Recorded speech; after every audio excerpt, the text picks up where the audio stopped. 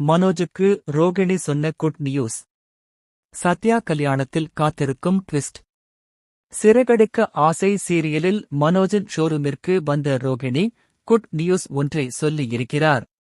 அதைப் பற்றி பார்க்கலாம். சிறகடிக்க ஆசை சீரியலில் தன் மகளை தங்களிடம் ஒப்படைத்து விடுமாறு கூறி நேற்று விஜயாவின் வீடு தேடி சென்று பிரச்சனை செய்தார் சிந்தாமணி. அவர் அடியாட்களுடன் வந்ததை பார்த்து அக்கம் பக்கத்தினர் ஒன்று கூடியதால் வேறு வழியின்றி அங்கிருந்து கிளம்பிச் சென்றுவிட்டார். இதையடுத்து வீட்டுக்கு வந்து தன் கணவரிடம் அழுது புலம்புகிறார் சிந்தாமணி.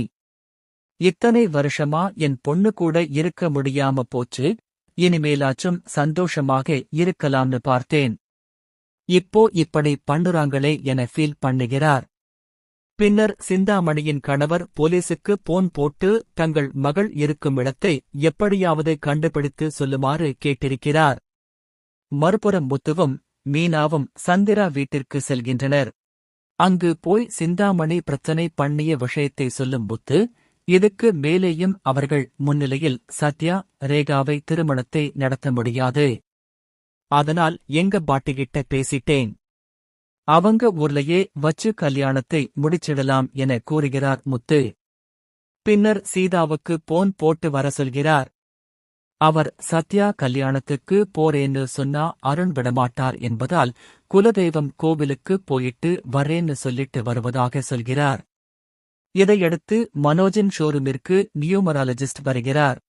அவரிடம் நீங்க சொன்னபடி நான் கோடீஸ்வரன் ஆகப் போகிறேன், ஆனால் அந்த பெண் மனநலம் பாதிக்கப்பட்டவர், அதெல்லாம் கொஞ்ச நாள்ல சரியாகிடும் என கூறுகிறார் அந்த ஜோதிடர்.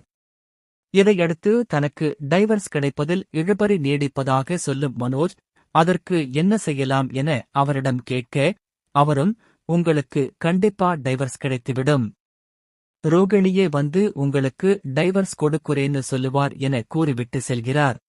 பின்னர் நியூமராலஜிஸ்ட் கிளம்பி சென்ற அடுத்த நிமிடமே ரோகிணி மனோஜின் ஷோரூமிற்குள் என்ட்ரி கொடுக்கிறார். அவர் உள்ளே வந்ததும் 5 லட்சம் பணம் எப்ப தருவ என கேட்கிறார். அதற்கு மனோஜ் டைம் ஆகும் என சொல்ல, நீ கொடுத்தால் உடனே டைவர்ஸ் பேப்பரில் கையெழுத்து போட்டு விடுகிறேன் என கூறுகிறார். இந்த திடீர் முடிவுக்கு காரணம் என்ன என மனோஜ் கேட்க, என்னுடைய பையனோட எதிர்காலத்துக்காக நான் எதையும் செய்ய தயாராக இருக்கிறேன் என கூறுகிறார். இதையடுத்து அங்கிருந்து கிளம்பி செல்கிறார் ரோகிணி.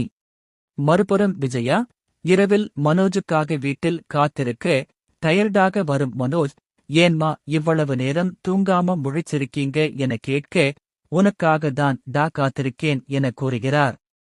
மறுநாள் கடைக்கு அந்த நியூமராலஜிஸ்ட் திரும்ப வருகிறார். அவரிடம் நீங்க சொன்னபடி ரோகிணி எனக்கு டைவர்ஸ் கொடுக்க சம்மதித்துவிட்டார் என கூறுகிறார் மனோஜ். பின்னர் அந்த நியூமராலஜிஸ்ட் மனோஜிடம் நீங்கள் என்னை பற்றி பேசி சோசியல் மீடியாவில் பதிவிட வேண்டும் என கூறுகிறார். அதற்கு மனோஜும் ஓகே சொல்கிறார். இத்துடன் இன்றைய எபிசோடு முடிவுக்கு வந்தது.